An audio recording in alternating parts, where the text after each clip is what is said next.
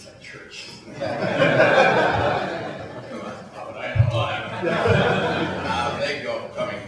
This is a big day, and certainly my life personally, my family's life, and we think in the community as well. We unveil the details of the Brooksie Way, which is a half marathon. I know mostly, but in case some of our friends from Flint have not met, I'm Brooks Patterson, the county exec, and this was an idea that I initiated back last February 7th in my State of the County address. I was talking about adding quality of life events to balance the ledger that I talked in my speech that night, that we've done so much on the side of economic development that I wanted to introduce some quality of life fun events to really, I think, underline and underscore the fun 50 hockey tournament, which is coming up. We talked about Fire and Ice, which is a winter festival, and we also talked about a half marathon, and that was February 7th. And little did I know that 4 days later, my son, who was at that speech, Brooks Jr., Brooks Patterson, would be killed in a tragic accident. And throughout the formulation of this half marathon, the committee decided to name the race in his honor and in his memory. And I'd like to just explain where the Brooksie Way comes from, because it's a little different than just calling it the Brooks Half Marathon.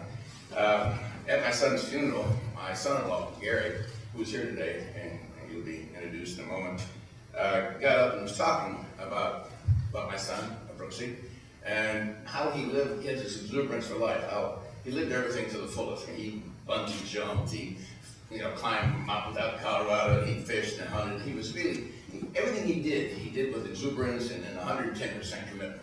And so as Gary was explaining that, Gary was talking to the kids in the audience in the church, saying, if you're going to do something, if you're going to fish, if you're going to go out and drop in the powdered snow, do it the Brooksie Way. If you're going to go out and play sports, you do it the Brooksie Way.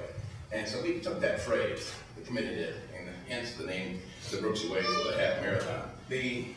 First of all, through the process of that speech back last February, I said a couple of comments, made a couple of comments reference to the Crim race up in Flint, and how much I wanted to model my half marathon after the success of the Crim Foundation in the Crim race, which now is moving toward the 32nd annual race. Well, they made contact in the aftermath of that speech and said we should talk.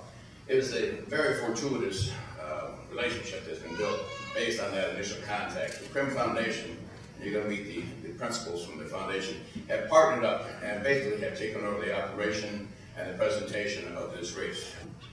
We're so very pleased to have received an invitation this year to bring one of the things that Flint does best to a new community and a new market. So we are very pleased to take part in the inaugural Brooksie Way. First item of business this morning, and this is something that you will see here on out for the next 10 months in all the promotion and all the advertisement. This is the design that you will see on the shirts, on the medals, on the advertisements, on the race application, and all of the promotion associated with the race. And we are very fortunate to have a top-notch design firm, Ford and Earl, to work with us to design the logo this year. And before we begin and talk about details of the race, I would like to invite Brooks to come back and introduce your family members for the unveiling. Thanks, Deb.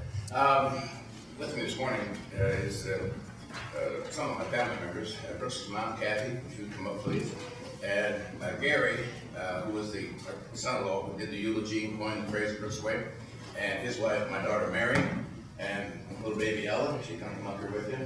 Oh yeah, my granddaughter Ella. When Mary Margaret had her little baby about a year and a half ago, I raced to the hospital, of course, and ran and gave her a kiss. And I said, Mary Margaret, what did you name your little baby? She said, I named her Ella. I said, you named your baby after the chief of police in Detroit? Sorry about that, Mary. It's over this side, guys. Over here. Mary, Gary, Deb, you want to come in here? Kathy, why don't you do the honors? And Gary, why don't you get a hand on this? Since you're the one who coined the phrase, he wants copyright to reimbursement. This is our first logo, guys.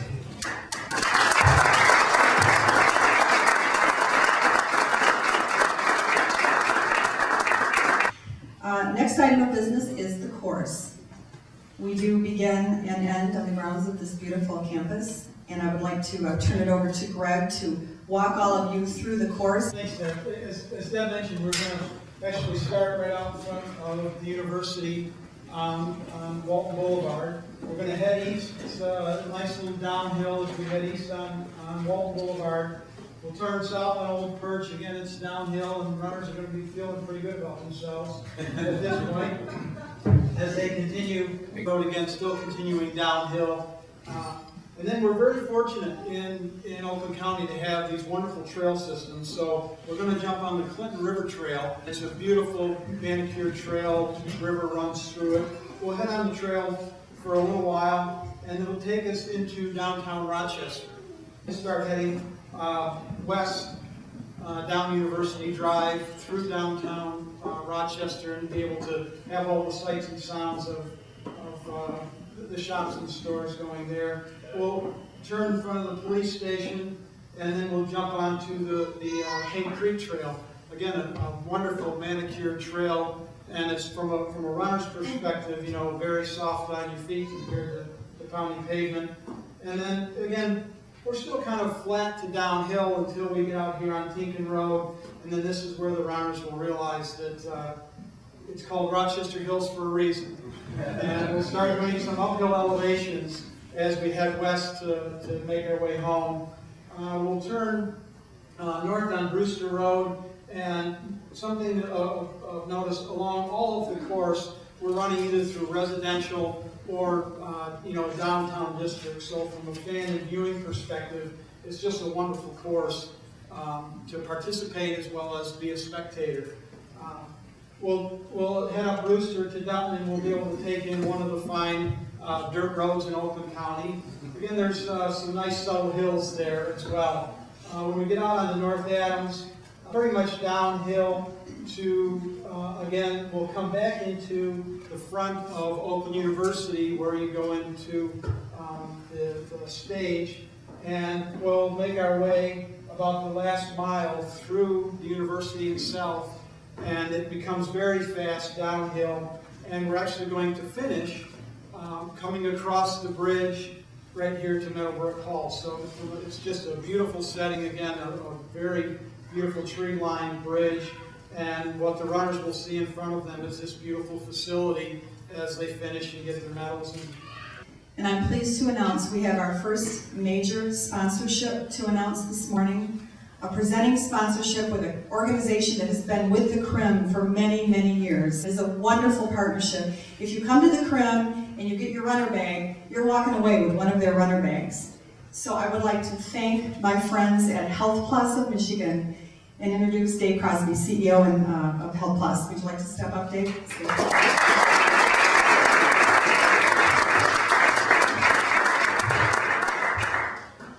Good morning, everybody.